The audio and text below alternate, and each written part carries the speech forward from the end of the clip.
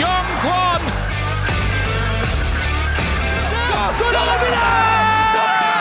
공동이 됩니다. 공동이 역전을 만듭니다. 이천의 갈비를. Winners of the AFC Champions League 2020, Ulsan Hyundai. You're listening to the K-League United podcast, proud partner of Football Nation Radio. Hello, 안녕하세요. Ryan Walters in the K-League United bunker. We're going to drop Kim Do-hoon for the name, gentlemen. We're finally going to do it. I am joined this week by my usual co-hosts, Matthew Binns. Ooh, coming in hot. And Pete Hampshire. Hello, gentlemen. How are we tonight, gents? Yeah, good. Yeah, it's just snowed down in Gimje. Yeah, a little bit up here as well in Seoul. We were having a discussion before we came on because here in the bunker, the wife's visiting the bunker, an exclusive location, and she asked if you could hear the T in the background, and I had to explain the difference between T and T. Pete, do you want to take hungry, to be honest.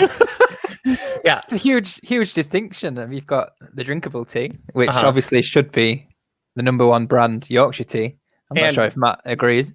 You should probably keep count of how many cups you have the entire year as well. Of course, and you're in the hundreds if you're Incheon Luke already. Not even March. Yeah. There's the breakfast dinner tea rather than breakfast lunch dinner, which causes huge problems in a household such as mine with a Korean lady confused. I'm asking her what's for tea, and that just causes numerous problems. Okay, I knew about it being dinner and breakfast. I assumed it was lunch. It's not a lunch option. Lunch is dinner. Okay. We're I can't believe I made it to season 4 and we're having this discussion. But yeah. All right. All of the S's are there for organized and all of the other things. The colors are ready to go. We are here. We're moving on from this conversation. We are here for the K-League 1 season preview. Gentlemen, the season is less than 2 weeks away. It's exciting times. We're all scratching off dates on the calendars, trying to figure out travel plans. If we can travel, we'll see how that goes. But we are here to talk about what happened for all 12 teams in 2020, some notable moves, naming their key player, giving a young player to watch, the biggest question for the team, and a reason to watch every single one of the K1 teams. And I see that the comments are continuing our conversation about food, so I'm just going to leave those there. Although we do have somebody tuning in from Germany, so hello, Bjorn. Anyway, gentlemen, we have a lot of teams to get through, and this week, we are going to be joined by columnists throughout the country and indeed throughout the world this week. And the first columnist up from K-League 2 last year, the runaway winners from K2, were Jeju United. And here to tell you about their season ahead is Bronco Balan.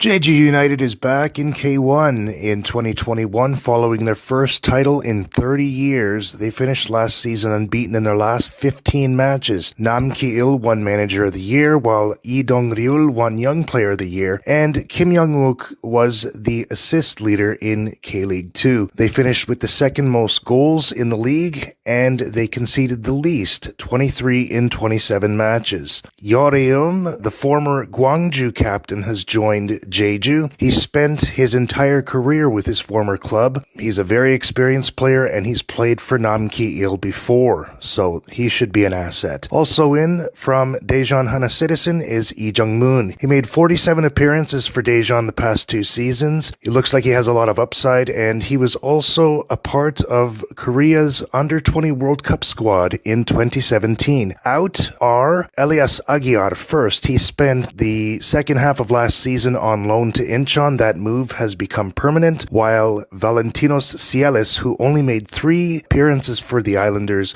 across all competitions, has moved on to Busan I Park. The key player for Jeju this season will be Chung Woon. Since he returned to the club, their defensive structure and their overall organization on the pitch has improved tremendously. They had the best defensive record in K2 last year. He made a successful transition from left back to to center back, and that worked out well. It's given the team a lot more flexibility across all positions. A lot of the guys in the squad credit him as one of the team leaders. Young player, Lee Dong-ryul. 14 appearances, the minimum required for consideration for young player of the year, but in those 14 appearances last season, he scored 5 goals and had 3 assists, some coming in very, very important matches, so he's going to be one to watch out for again this season. Question to answer for the team this year. Can Jeju crack the top 6? There's a good chance that they might be able to do it. The chemistry is there. There haven't been a lot of changes in the off-season, but they do have a tough open to the schedule, so they're going to be starting against Seongnam away. Then they'll have Jeonbuk and Pohang at home, and then they travel away to Daegu and Ulsan. So the first 5 matches will be a pretty good indicator of where they're going to be going into the first third of the season. Reason to watch?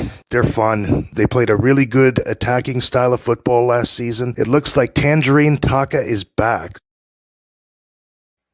I feel like I have to add boom to that. Thank you so much, Bronco. Tangerine Taka. I do love that nickname. And yeah, Jeju were fun last year. Matthew, I saw you in the green room, as we call it during the live show here, shaking your head. You don't think Jeju's going to finish? They're not going to have a top half finish?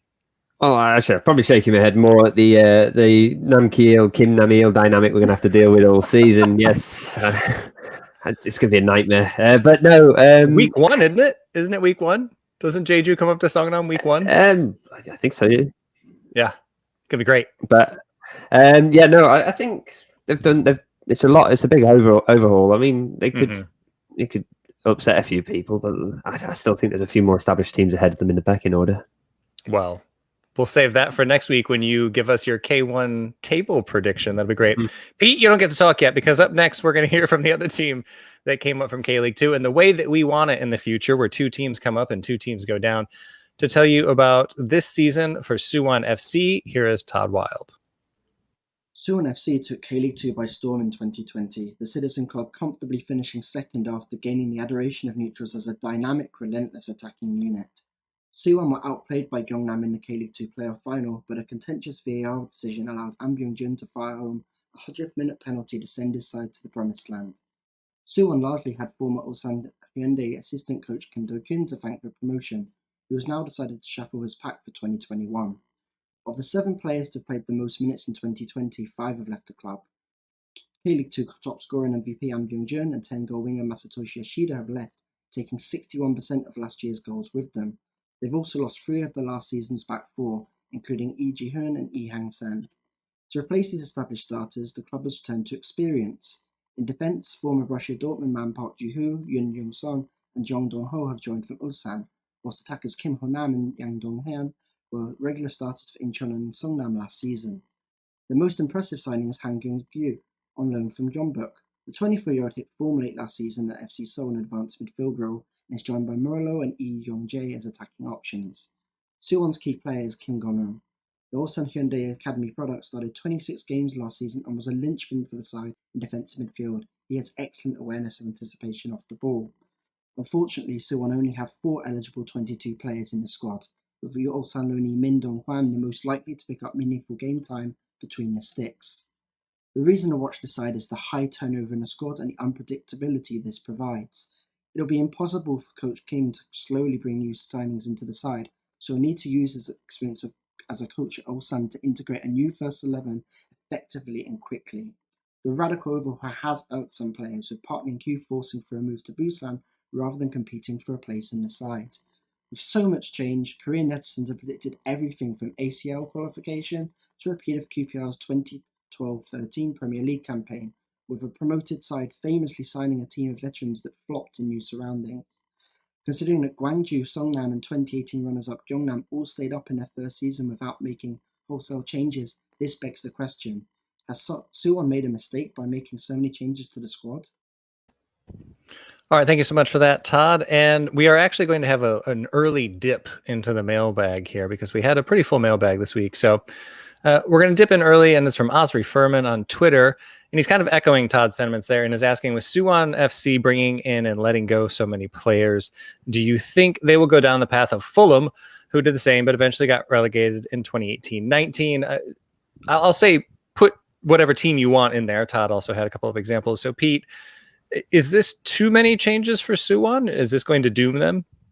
Yeah, I can see the comparisons with Fulham, but I think the difference there was they spent so much money and it put so much pressure on that team to perform. And obviously, they're also trying to compete in the Premier League. Suwon have bought cleverly and a lot of free signings, lots of experience. And I think, judging how other teams have performed in the transfer market, they've only got to finish in 10th to not be involved in the playoff or the automatic relegation. I think they'll be fine. Matthew? Yeah, similar to what Peter said there. I mean, they have brought in some quality players. I do wonder where all this money comes from in Suwon, seeing as they're a government-run team, but that's a question for another podcast. But I mean, Han Sung-kyu, that's an incredible acquisition. I mean, I know he's on loan from John Book. I wonder what goes on there. I know there's youth links from Kim Do-kyun, the manager, from his time at Ulsan, and Han Sung-kyu coming through at Ulsan. So that's probably brought him over there. But John Book were planning on using him this season, all reports were suggesting. So to prize him away, especially when he had a new manager to prove he had Champions League football, it's quite a coup for them, really. Yeah. I mean, Han Sung-kyu was probably FC Seoul's MVP last year, so having him along is great. I think Suwon have been really intelligent with this. I think they learned from Busan as the team that I'm going to draw a comparison to, which is interesting that Todd did the preview for this, because Busan, we said for years, and I'll throw myself under the bus here, that team was ready for K1. They weren't, and they didn't rebuild effectively enough. And I think Suwon saw that, and they were like, okay, Masatoshi Ishida was great in K2. See if somebody will pick him up. Byung-jun was great in K2. See if somebody will pick him up. And they've used that money to reinvest it quite wisely, in my opinion. So we'll see how they go, but it's definitely going to be an interesting one with them back up in K1. All right, let's move on to a team that is still in K1, because they're always in K1. They're never going anywhere. It's Incheon United, ladies and gentlemen. And last year, well, they just had the greatest of great escapes last year. They finished with 7 wins, 6 draws, and 14 losses. The interesting thing about those 7 wins, 4 of them came in the final 6 matches. Human beings love to procrastinate, and nobody loves to procrastinate more than the human beings of Incheon United. Some notable moves, there are many. Aguilar is there on a permanent deal, as mentioned in the Jeju preview. Negiba is there from Gyeongnam FC. I think that's a really great signing. And to me, the really important signings are on the back line. They brought in OJ Suk from Nagoya Grampus. He's been in Japan since 2013. He was briefly with Gangwon and Suwon Blue Wings before that, but he's won J1, he's won J2, he's won Emperor's Cup. Basically, you name the tournament in Japan and he's won it. So that is a winning pedigree coming in to form that back line. Still just 31 years old, so I think he's got plenty of years left in him there. And he'll be joined by Harrison Delbridge, who joins from Melbourne City. He spent some time over in the States with FC Cincinnati, Portland Timbers 2, and Sacramento Republic. Those are teams in the 2nd division in the States, for those that aren't up on soccer as much as I might be. And he was a runner-up in just about everything with Melbourne last year. And I think he'll be a good addition. Like I said, I think both of them combining in the back is going to be really useful for Incheon this year. Key player, I was tempted to say Lee Tae-hee in net because I love him, or Aguilar, who just really changes the way that this team attacks, but it's got to be Stefan Magosa. Finished with 12 goals last year without a lot of help in the early stages. And interestingly enough, only Cecina and Junior had more shots last year than Stefan Magosa's 83. However, he was 18th in K1 with touches in the box, 64 compared to Junior, who had 144. So that's got to improve this year. And I think with a little bit better service, with flanked by Aguilar and Negiba. Well, Aguilar will probably play behind him. But anyway, he'll have more help this year. And I think that'll be a little bit better. And he signed an extension to 2023. So good news for Incheon United fans there. The young player to watch for me is Kuban Chol. He is a 21-year-old midfielder who played last season with Bucheon. He didn't see the field a ton, but he was part of the 2018 U19 runners-up squad in Indonesia. And he's one of just a handful of players that are going to be able to fill that quota for them. So I think he's going to have to play. And it'd be interesting to see. I don't think Incheon's going to bring somebody over from K2 if they don't intend to play them. So be interesting to see how he gets on there. The biggest question for Incheon United, can they avoid the Great Escape? Can we just have a 10th or a 9th place finish, please? I mean, look, I love it every year, but I mean, it just keeps getting closer. It keeps getting closer. And one of these times it's not going to happen. So hopefully this year they can go ahead and avoid that and just not have that happen, which is the reason to watch. Incheon are already one of the more lovable teams in K1 for the most part. And they're fun, especially towards the end of the season. But I think they've built really well this year. I think they're going to have a fun team to watch, which hasn't always been the case for them. So all sorts of reason to watch the Mariners. Go for it. All right. Anything on Incheon before we move on, gents? I hope they do continue. I mean, I love watching them every year get nearly relegated and save themselves in today. It makes, for those of us who've got titles usually wrapped up at the other end of the table, it's quite nice to have something to look forward to. Okay, we're just going to go ahead and move right on then. We're going to move up the table a little bit, one spot up the table to another team that narrowly avoided relegation last year. And making his K-League United podcast debut, here is Joey Mellows. After narrowly avoiding the drop last year, Seongnam will be facing another uphill struggle to maintain their K-League 1 status. Kim Nam-il's boys finished 10th last year with a dramatic 2-1 victory over Busan Park on the final day of the season, cementing the Magpies' top flight position. The Tanchon faithful will be hoping that new signings hit the ground running and can lead to more goals and less existential dread in 2021. To recap, in 2020, 7 wins, 7 draws, 13 losses, 10th place finish, 27 points. Since then, there have been several changes to the squad over the off-season. 3 new signings as centre-forwards, as manager Kim Nam-il appears determined to fix Seongnam's blunt attack. The most exciting new arrival could be 26-year-old Fejsan Mulic. The centre-forward from Serbia scored 9 goals in 19 games for FK Veles Mostar in the Bosnia and Herzegovina top flight last season, but most intriguingly stands 1 inch taller than Peter Crouch at 6'8". Expect corner kick chaos.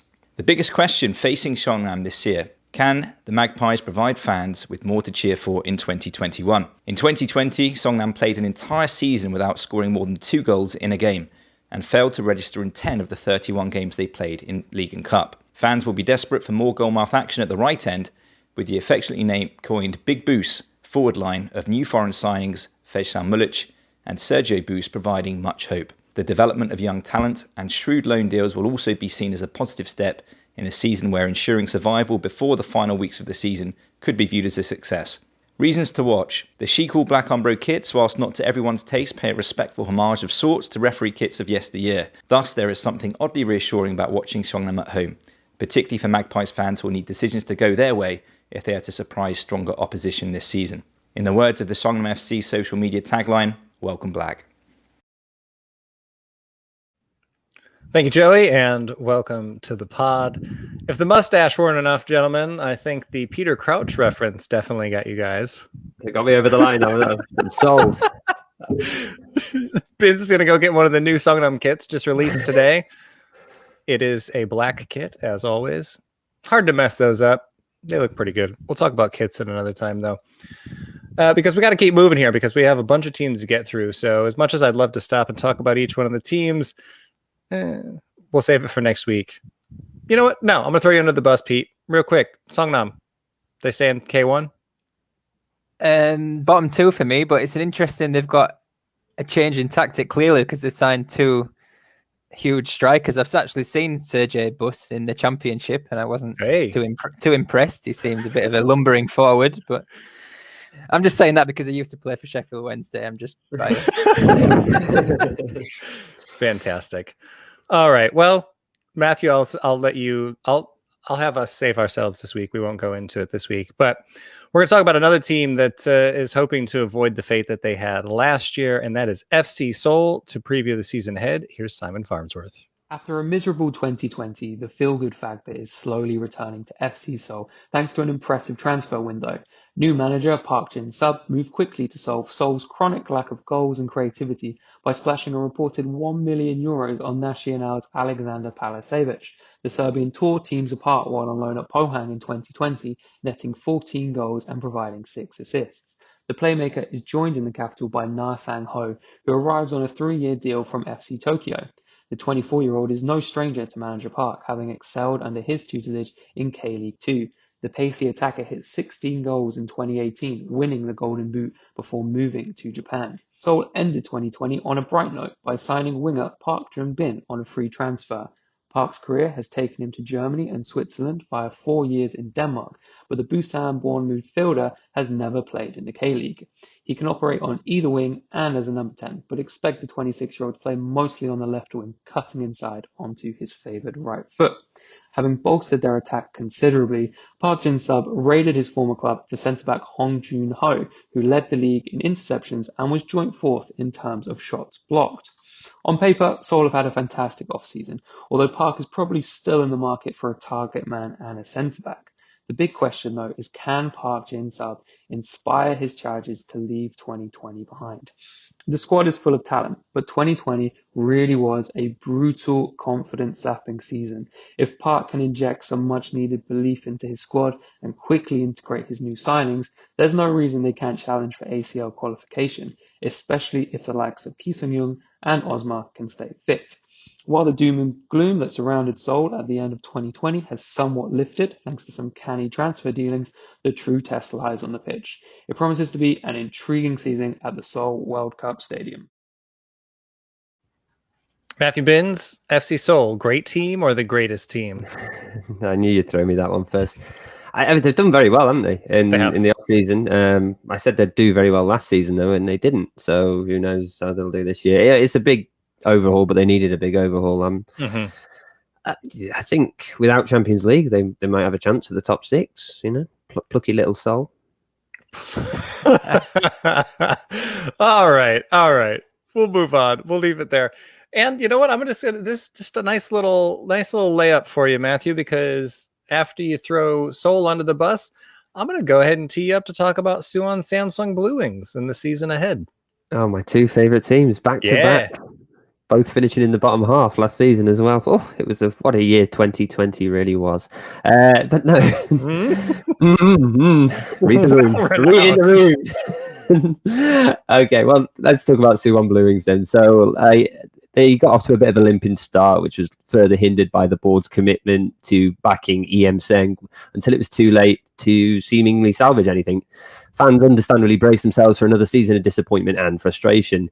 The left field signing of former player Park Kana threatened to worsen matters somewhat, yet it proved inspired in the end. While it was too late to clamber back into the top half, a convincing win in the Super Match for the first time in the league in over 5 years, followed by a genuinely impressive showing in the AFC Champions League, despite the odds being heavily stacked against them, has lifted the spirits somewhat. An 8th place finish might not have been much to write home about in the K-League, but their fight to the AFC quarterfinals certainly makes for an optimistic mood coming into the season, something Suwon fans haven't had for a while, in all fairness. In terms of transfer dealings, there's been two notable ins. That's Nicolau Dumitru from Gazmatan. He is an Italian winger, predominantly on the left-hand side. He's been on the books of Napoli, which is bound to make all the news in Korea, but actually he's only made a handful of appearances over 7 seasons for them, while being loaned out to a variety of clubs in the meantime. He is enjoying success at the Romanian side Gazmatan, scoring 12 goals in 41 league appearances, and he's got a few assists as well, so could be a good signing for the K-League. However, the other notable signing is Joras Jeric from Gyeongnam. 1 goal in 6 K-League 2 appearances last season.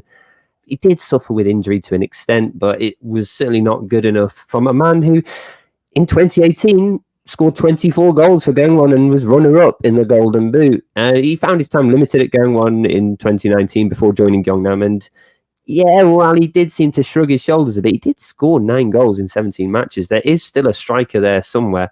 He has looked out of sorts, but this move to Suwon could prove to be the motivation he needs to get going again. And it'll have to be, because the person he will be replacing is Adam Taggart, who has moved on to Suretto Osaka in the J-League. Him losing one of the league's best strikers is certainly going to hurt, not just Suwon, but hurt the league as well. The Socceroo may not have been as productive as his debut season, but he's still got 9 goals in 23 appearances, making it 29 in 56 K-League appearances in total. I've also put Park Sang-hyuk. He's on his way to the military. He's a youngster, under 22 player. He played 20 games last season, but he's opted to do his national service instead. He's a creative attacking midfielder, and he's seen one of seen as one of the best young prospects at this Suwon side. So the fact that he's moved to the military is somewhat shocking. I sat down for a socially distanced pint with former editor Scott Whitelock at the weekend, and he's labelled him the next Kwon Chang-hun. So yeah, watch out. Well. The key player, though, is probably Kim Min-woo. Kim Min-woo had a fairly strong season last year and picked up the praise in what was mostly an underwhelming squad for the majority of the year. Kim started every match for the Blue Wings and was one of the best hopes on the field. There's no reason why he would not be as effective this season, in my opinion. Young player to watch, well, Kim Taehyung. I mentioned at the end of last season, I said he had a good season if you just consider Champions League, but on the whole wasn't that great. So you got to hope that he was getting better towards the end and will continue to do so this season. Another one to keep an eye on is Kang Hyun-muk. Sorry, he got some game time in the Champions League and has found the net a few times in pre-season. So the biggest question is, can Park Gun-ah deliver? He's had his first window in charge of a club and his business has been subtle at best. Given how he transformed the team at the end of the season, though, and the demonstration of his tactical abilities in the Champions League, perhaps he knows something we don't. After seeing his promise, fans will be hoping the club legend as a player can become a formidable managerial force. And reason to watch, well, it's been difficult to find a reason to watch Suwon in recent years. In fact, I find it hard in general.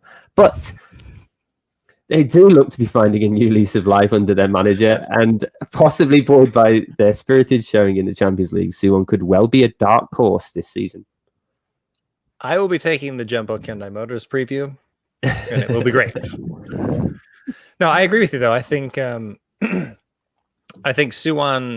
I think that ACL stint is going to really do wonders for them this year. I think that was a great confidence booster and it showed a lot, and Taggart wasn't there for that. So they're kind of just adding on top of what they already had there coming into the season. So going to be interesting.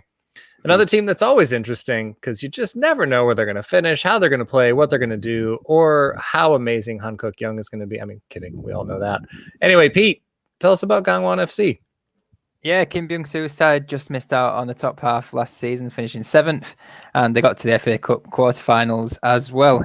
Over the winter, they've been busy this year, I think busier than last season. Big moves for Ashirmatov, I know well from Guangzhou, top defender, top of a lot of the stats in the K-League One last season for aerial duels and interceptions. Masatoshi Ishida comes from Suwon with a big reputation. Hopefully he'll do the business up front. And also Kim Dae-won is quite a surprising big name signing. The winger from Degu, who's been a key player for them the last couple of years. And I think he's only around 24. That's a good signing for them. The key player, you just mentioned him, Hankook Young. I actually read an interview with Lee Young-pyo, who's the CEO up at Gangwon now. And it was supposed to be about Lee Young-pyo, but the interviewer, all the questions were directed towards Hankook Young. Will he extend his contract? It just shows what a key player he is. And last year, he was the second most accurate passer in K-League One. And that's particularly impressive because that list is just full of defenders. Because if you think about centre-backs just passing it between each other. So for a central midfielder to be second in that list is seriously impressive. He's also the vice-captain for the coming year. Young player to watch, Park Kyung-bae. He scored a couple in pre-season, the striker. Paul Nee, look away now because he's number 77 on the back of his shirt. And Gangwon also have an 88 and a number 99 in their squad list. So love it. He's really not going to be happy with that. But yeah, he scored a couple in pre-season, Park Kyung-bae. And the big question for them, it's Kim Byung-soo's third season for a full season in charge. And you have to think after last season's slightly underwhelming performance where we all tipped them to finish in the top half and they finished 7th.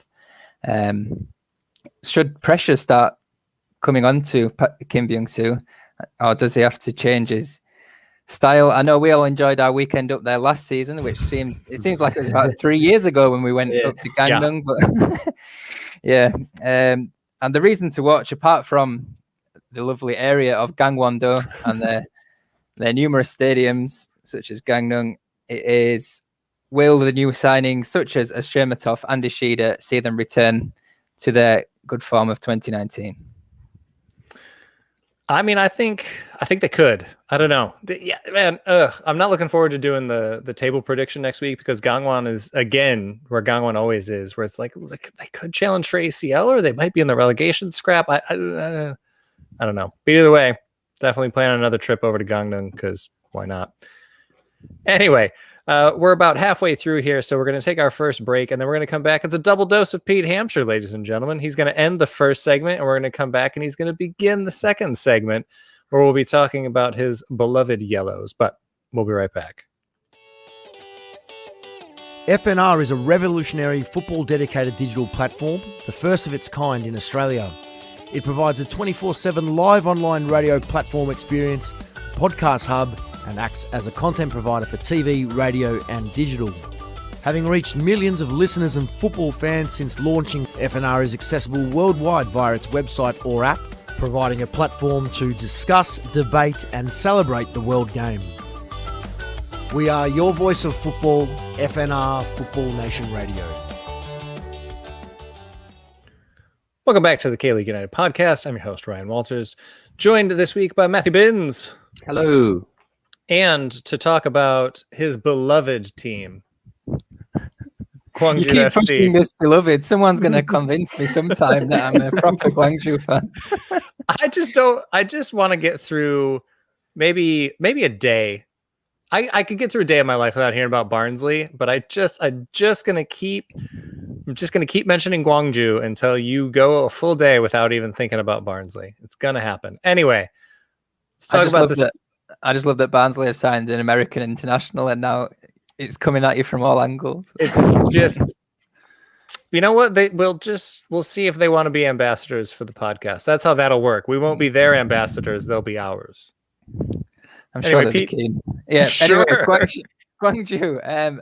I said that Gangwon have had a lot of changes over the winter. It's nothing compared to Guangzhou, who've lost Park Jin-sop, the manager who was so influential getting them promoted first and foremost from the K2, and then an amazing season last year. Even though they only won 6 games in the league, they finished in final round A and had an outside chance at one point of qualifying for the Champions League. But this year it's Kim Oh-young, who was a caretaker manager at FC Seoul last season, who will take charge, and he will do so without Yorum, as Jeju columnist Branko Belan alluded to, which is, it just doesn't feel the same. He's been there the best part of a decade, fantastic in the central midfield.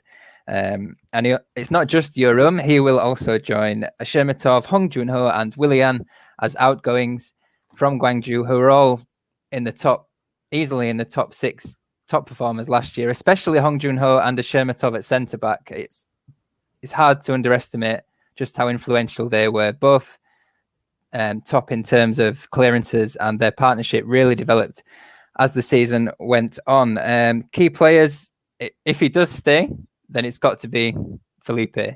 He was fantastic last year. He was the 5th highest scorer in the K-League 1, and he just dominates defenses at this level. He acclimatized really well from K-League 2. And also a young player, On Sang. It's no surprise that I've chosen him, because he could easily be chosen as just the key player. Never mind the young player to look out for. He's also still eligible as an under-22 player at Guangzhou by a week. His birthday is January the 6th or 7th in 1999, which means is eligible by a week. I'm sure he'll be picked week in, week out by Kim Oh-young. The biggest question for me is, how high should they aim? Should their fans be happy with just finishing outside the top 2? And if you look at their transfer dealings, 100%, they should be happy with staying in the K1. And the reason to watch, a lot of experience has gone from that Guangzhou side. Not just Yorum, but also Kim Chang-soo at right back, and other players in central midfield. So it's going to be chaos. It was chaos enough last season, but they're going to be a lot of youngsters to watch. And to be honest, I think it's bottom 2 for Guangzhou next season. Yeah, our Dan Croydon would agree with you. He's in the comments saying 11th, and that feels about right for them. If not there, I think they're going to be around. Yeah, it's going to be a struggle for them. We'll see. A team that might also struggle in an interesting way this year is Degu Fc. And I get to talk about Rika the Hedgehog's team. What a delight. We were hoping to have Muyol and his fantabulous hair on one more time, but unfortunately we couldn't this week, so you get me instead. And what happened last year? Well, they finished 5th, but that was good enough for AFC Champions League in an odd year when Sangju Sangmu, long may they reign, was relegated for relocation. And they are set to face Shanghai United on April 14th this year, are the Sky Blues. Notable moves, quite a few. Goalkeeper Gu Sung-yoon is at Gimcheon. That was something that they always expected, so that's not too big of a... It's a big loss, but not an unexpected loss. Daeyeon went to Kichi in Hong Kong. Kim Dae-won, as mentioned, is now with Gangwon. And Bru Jae-moon is with some green team that plays down south. Don't know who they are. Moon Kyung-gun is in from Japan. Brazilian midfielder Serginho is also rumored to come over from Japan. That's just a rumor as of right now, but it seems like the wheels are in motion for that. And Lee Gun-ho is back with Degu FC after just a short decade or so away. I do like that move of bringing in Lee Gun-ho. I think a veteran presence is good for them. And as much as we obviously like Daeyeon on this pod, I think Lee Gun-ho is a better fit with Edgar. I think they could play together better up top. Edgar and Daeyeon both had very similar styles, so I don't think that pairing worked as well as it possibly could with Lee Gun-ho, and presumably he'll get more minutes than he could with Ulsan, so pretty good move there. Key player, well, it's the one and only Cecina, the most entertaining man in K-League most weeks, if not always. He'll be an MVP candidate again this year. He had 18 goals and 4 assists in 2020. And interestingly enough, Pete, I know we're always talking about Felipe and the amount of fouls that he suffers each year. Well, Cecina was fouled just 2 fewer times than Felipe last year, 55 fouls that he picked up for his team, getting hacked a lot. And he had the 3rd most one-on-ones in 2020. So he's putting himself in position and he's winning those fouls. And as we all know, and if you were on K-League Twitter at all today, the man can just turn a match on his own and is just a delight to watch play. He will lead them once again this year. The young player to watch could be Lee Yoon-oh, in net. He's 21 years old, came over from Gamba Osaka 2, but there's a really lengthy list of goalkeepers battling it out for the new number 1 spot in Daegu, so it could be him, but it's more likely to be Cho Jin-woo. He is the 21-year-old defender that's going to be paired up with the giant defender, Jung Taehyung, no longer in our intro, sadly. He had 19 appearances last year for 1,300 minutes, won 66% of his duels last year, had 88 interceptions in 19 appearances, 87% passing accuracy. So, I mean, he's already doing a pretty good job back there, and they're going to need him to do that this year without the reliable hands of Gu Sung-yoon in net. So, definitely one to watch on the back line. I just keep picking defenders because you know what? They need love. Anyway, the biggest question is, can they handle multiple competitions? I think with the long break in the league and ACL being a centralized hub, it'll be different than the last time they were in that competition. But they won 3 times and lost 3 times in 2019 and couldn't get out of the group. And they don't have the deepest of squads going into this year. So we'll see how they juggle 3 competitions with K1, ACL, and FA Cup. The reason to watch, Rika the Hedgehog. Nope, trying it again. Ready? Coming back in. Oh, drum roll. Oh, thank you.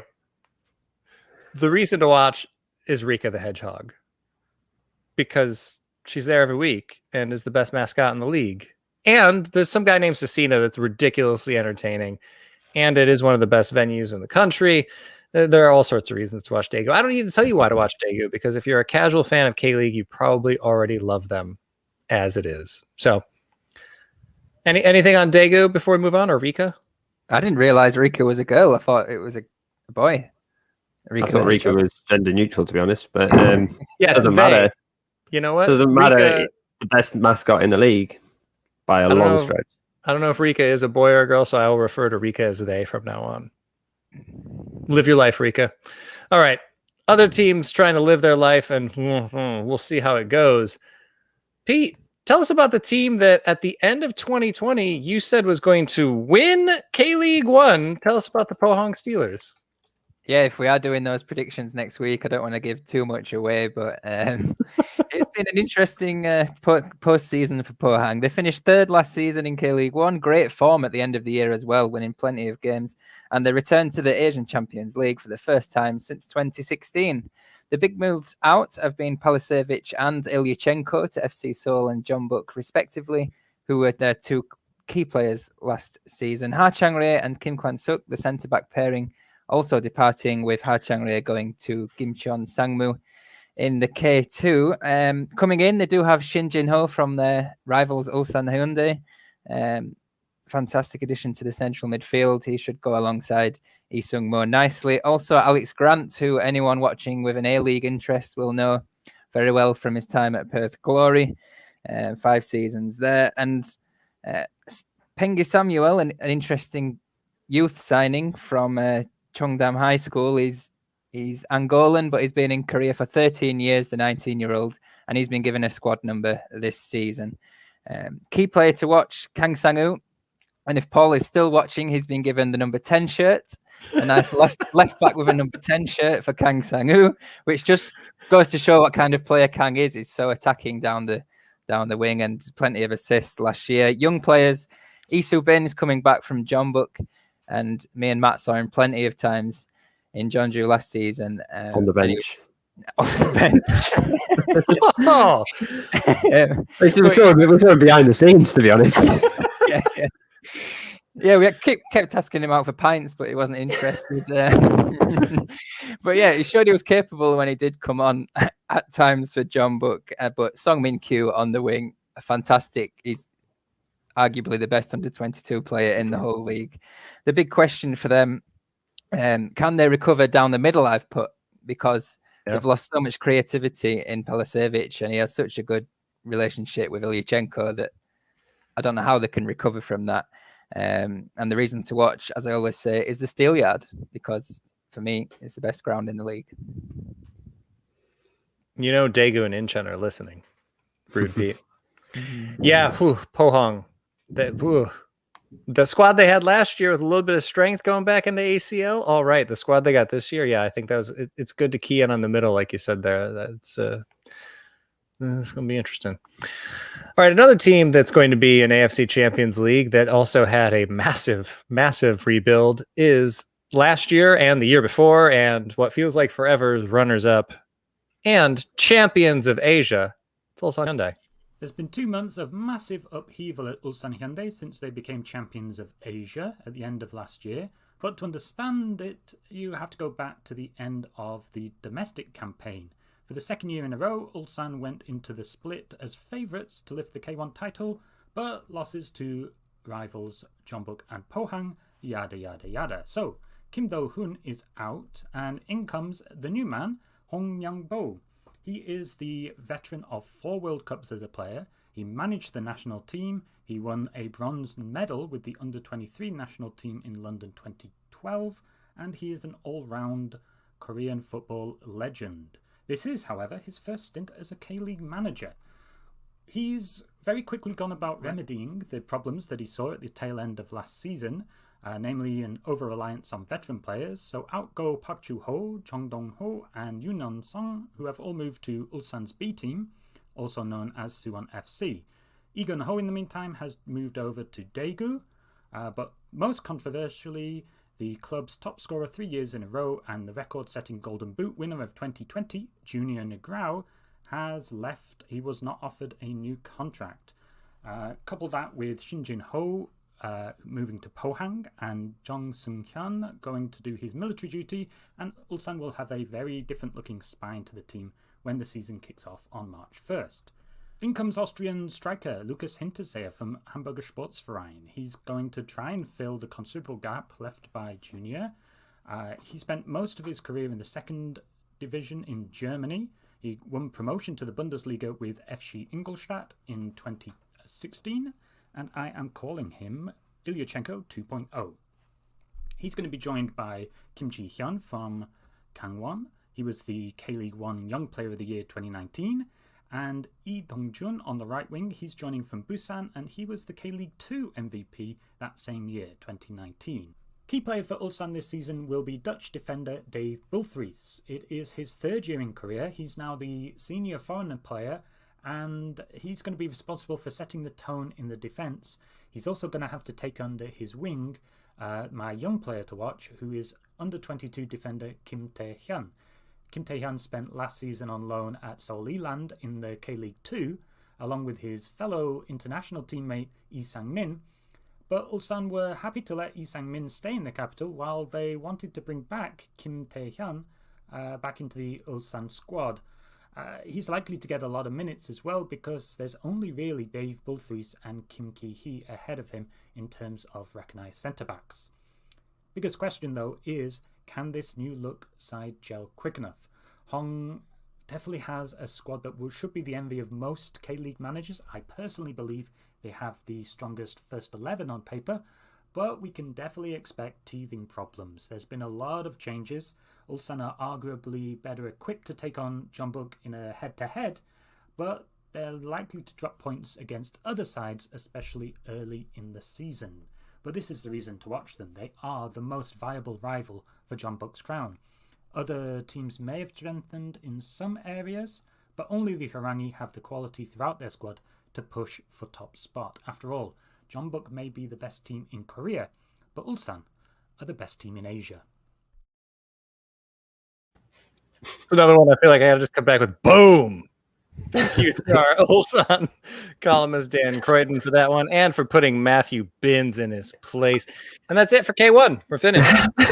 I've been silenced again. It's not even the microphone this time.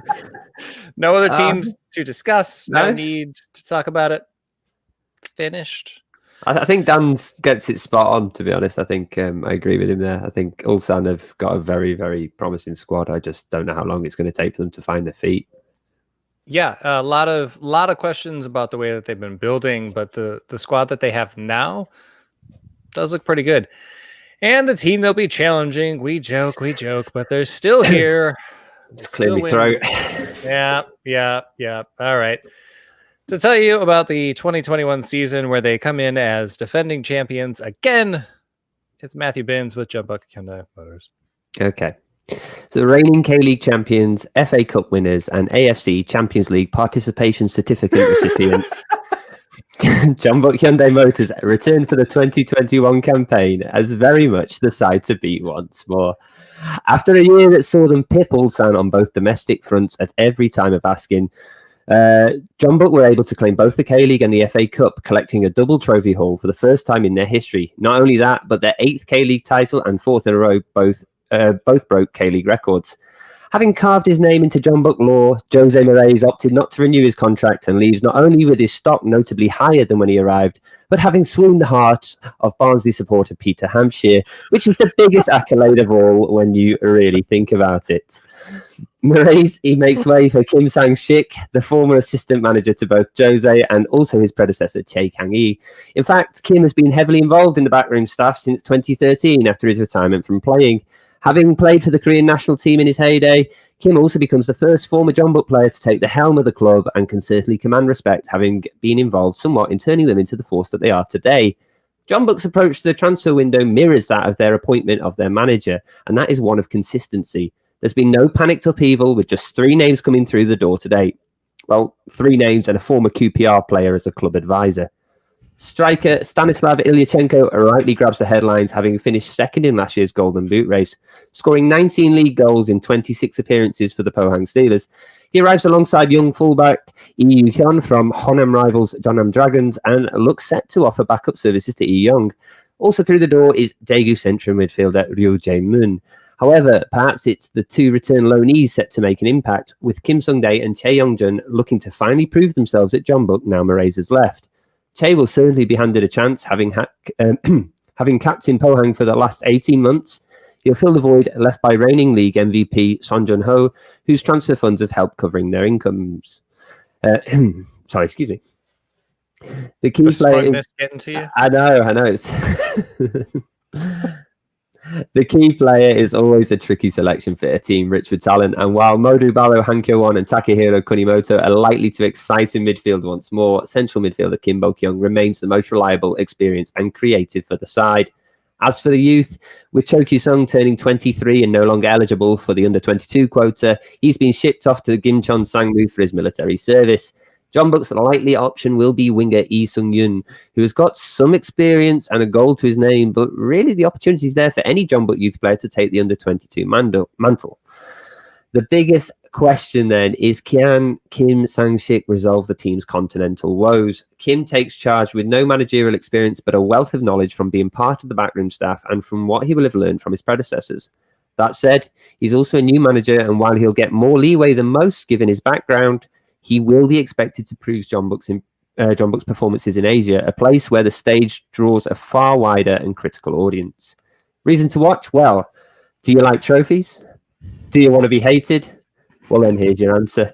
But more than that, Jeonbuk continued to be one of the league's most formidable sides and also one of the league's best run clubs, boasting international talent from past, present, and the future. We're going to take a quick break, and then we'll be right back. We'll talk about Jeonbuk more next week, but we do need to get to the mailbag, so we are actually going to take a really quick break, and we will be right back.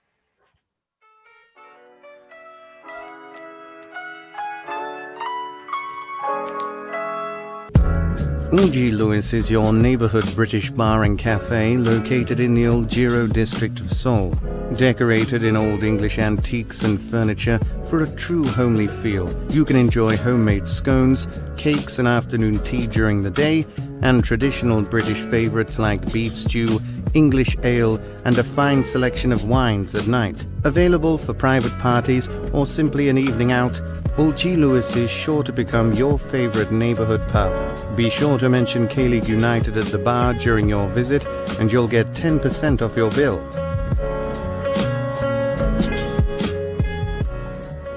Welcome back to the K-League United podcast. I'm your host, Ryan Walters, and I am joined in the O.G. Lewis mailbag by Peter Hampshire.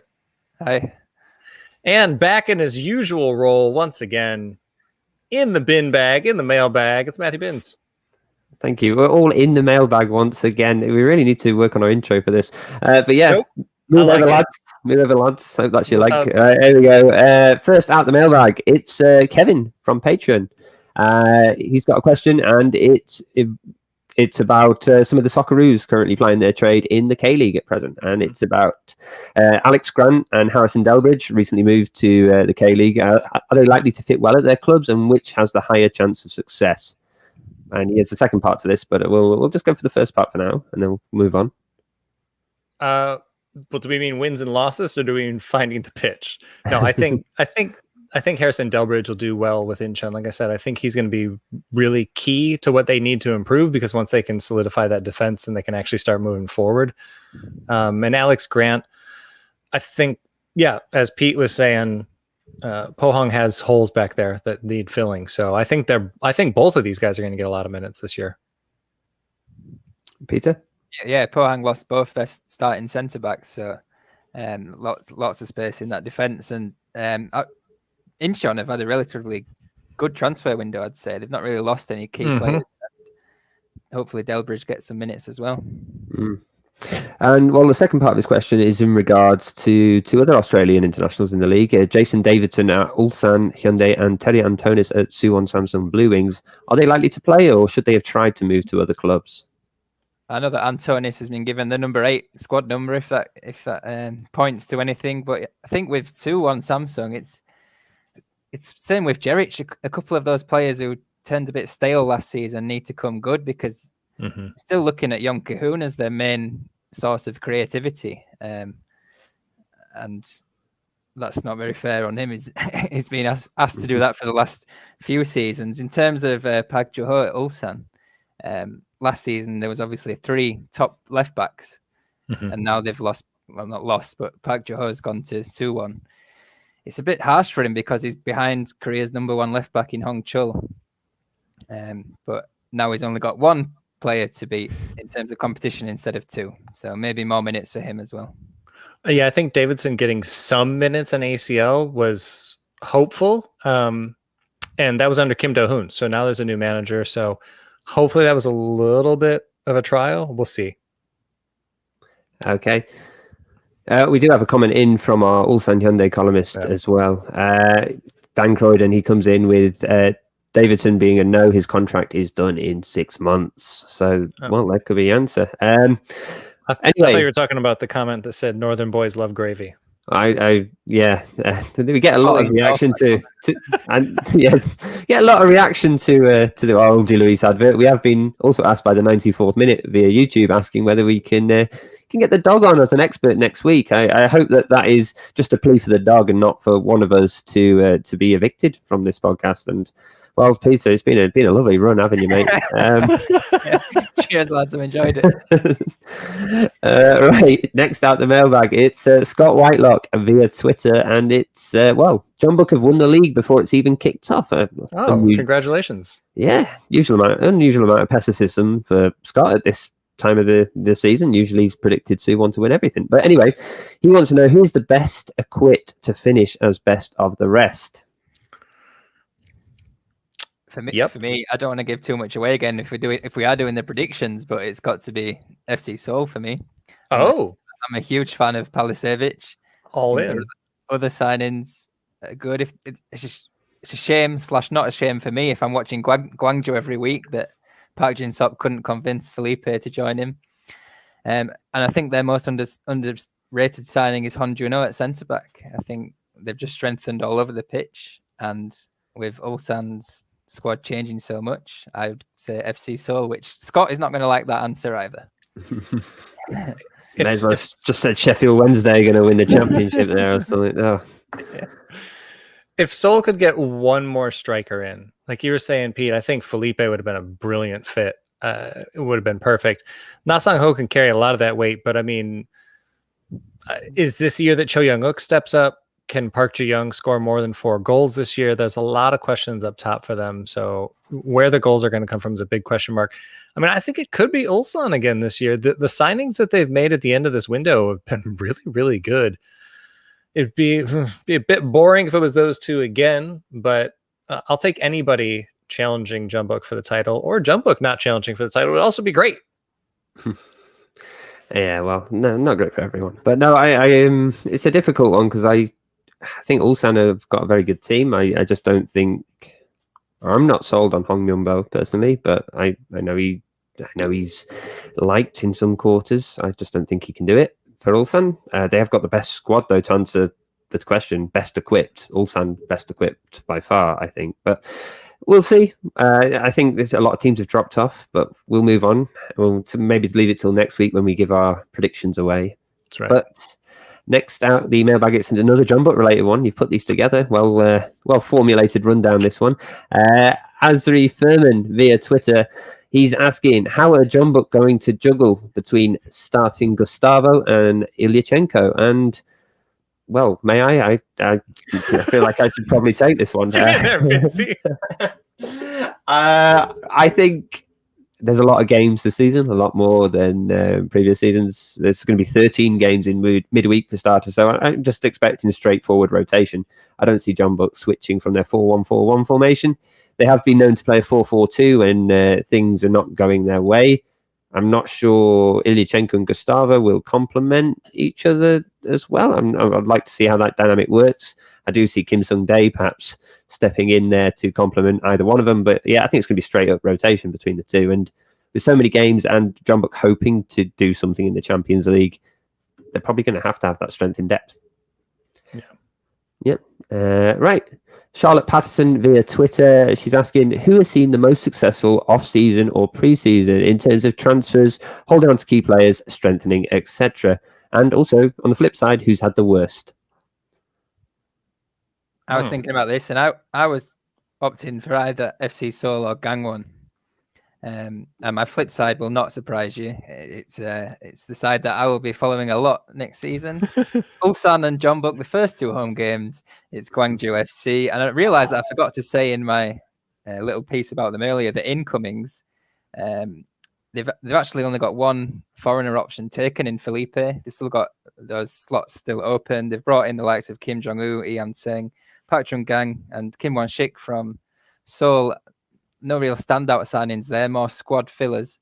I would say Guangzhou for my worst transfer window. Yeah, I don't know that I can entirely disagree with the worst there. I mean, Look, I'm gonna put some stock on Suwon FC. I really like what they did this year. I could be dead wrong, but I like that they've went out and got the veteran talent that they have. It'll take a few weeks. I mean, it'll take a month or so, I think, for them to actually gel together. But I think Suwon did really, really well as another team that did well to add on to Pete's list there. But yeah, I'm not going to disagree with Guangzhou. I think it'll take longer for Suwon, but eventually it'll come good. I think it could take 5 months. You see that so often with teams that just completely overhaul the squad. Maybe if they manage to scrape 10th, and then next season they could have a real go. That first of 3 midweek Suwon derbies is when they'll be good to go. Yeah, can't believe they've been put midweek. Clearly to stop trouble in the city there. Scott. Anyway, we're moving on in the mailbag. Branko Balan via Twitter. How do you rate Jeju United's chances of finishing in the top half of the table? The addition of Yo Rum should certainly give them a push in that direction.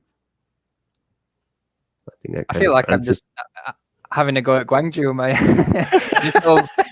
this whole podcast. But yeah, letting someone like Yo Rum go to Jeju, it will be a fantastic addition. And we've said about Jeju's squad before, they've just let a really good K1 quality keeper come to Guangzhou, win it, and it's not weakened their squad in the slightest. Mm-hmm. So yeah.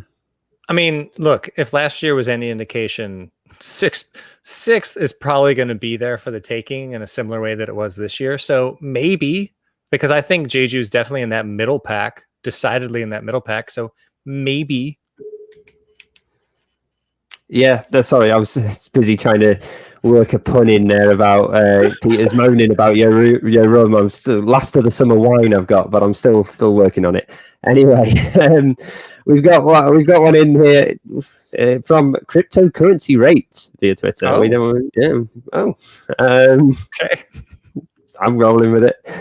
Who are the best players for 2021? Well, it's a very broad question, but can you give some of the best players, especially forwards? And this is in relation to the K-League has a partnership with So Rare. I hope I've said that. It's just so rare. I've been calling it Sorore for. I didn't hear it said aloud until nobody said it aloud to me until recently. So I've been saying Sorare. I didn't realize it was so rare, like in 2 words, but put together. So that kind of puts me in the best position to answer this question, I feel. And for those so can somebody first explain what it is to me? Well, I mean, I kind of know, but explain for our listeners. So rare is? Yeah. I don't know. I think it's like it's essentially like fantasy football where they play 5-a-side. You buy trading cards. It's like Panini Press, but online. Yes. Okay. What do you want to have a go here? Explaining what it is. I was all right. I'll explain it. I'll explain. No, it's not an ad. I need to explain it before I give my answer to the question. Wait, we're over an hour, and all right. Next week we're going to go over who we think is going to win the Golden Boot. And let's do that. So I think let's put a pin in this one, and leave them wanting more. Okay, I'm up for that. We'll go over it next week. That's a great excuse for not knowing. Leave them wanting more. Best striker. I mean, it's gonna be. I don't know. Is Ilyachenko going to get many goals? I did actually research this, by the way. I did look for an answer to this question. I'm just going to say what I put, just because. But not the best striker, but a bargain striker. I would go for Park Sang-hyuk, who's gone to the military, because he's under 21. He's going to played a fair amount for Suwon last season. Going to get game time at Sangju, and he's on there. So I bet you could. Yeah, no. Anyway, waste your money on that. Anyway, Gimcheon. Yeah, not Sangju. Anyway, these things were. Bringing all this stuff up, there's all sorts of other things going on. If So Rare isn't your thing, or even if it is and you'd like to get in on another one, you can join us for K-League Survivor. It starts next week. I am not ready for this. I don't do well with this, but it is all sorts of fun. K Survivor, as it used to be known on Twitter. I think the Twitter handle is coming back. I'm not sure what's going on with that. But anyway, it's over on our Patreon. If you are subscribed for the $1 tier, then each week, Dan Croydon will ask you to pick a team that won't lose. In K-League 1 and K-League 2, you have 22 teams to pick. You can pick each one once, and they just have to not lose when you pick them. It sounds so simple. It is not. It doesn't go that well, and that's one of the things that makes K-League delightful. So if you'd like to get involved with that, head on over to patreon.com/K-League United. Also over there, if you didn't get enough Pete this episode, which to be fair, not enough Pete this episode, whoever is producing this thing, shame, you can see his smiling face along with Paul Neat and Dejan Damjanovic as they talk about preseason and a few other things. That full video is on Patreon now. We also have a bunch of exclusives going on over there, including, for a limited time only, Paul Neat's daily news briefings. Those are going to give way to the weekend. That is with 3 E's. He'll be doing that starting next week. We have Saturdays, Koreans Overseas, and we're going to have a pub quiz soon. Shortly after the season starts, we're going to have another virtual pub quiz. Matt didn't know about it, but it's going to happen.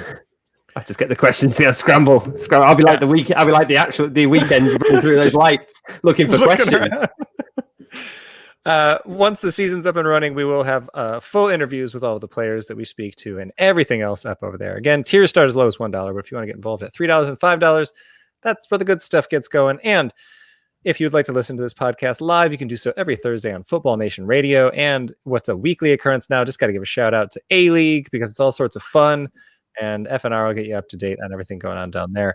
And if you subscribe to this podcast, wherever you download your podcast and leave us a review, you will be entered into this month's K-League kit contest, which for one more week is Ansan Greeners. It's their inaugural kit from a couple years back. It's the home one. It's quite nice. If you'd like to get that, just leave us a review or just retweet it on Twitter. But all sorts of things to have gotten through this week. K-League 1 is almost here.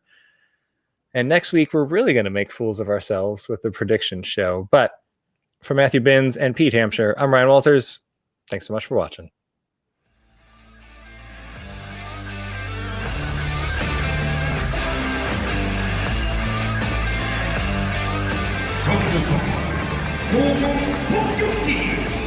Kim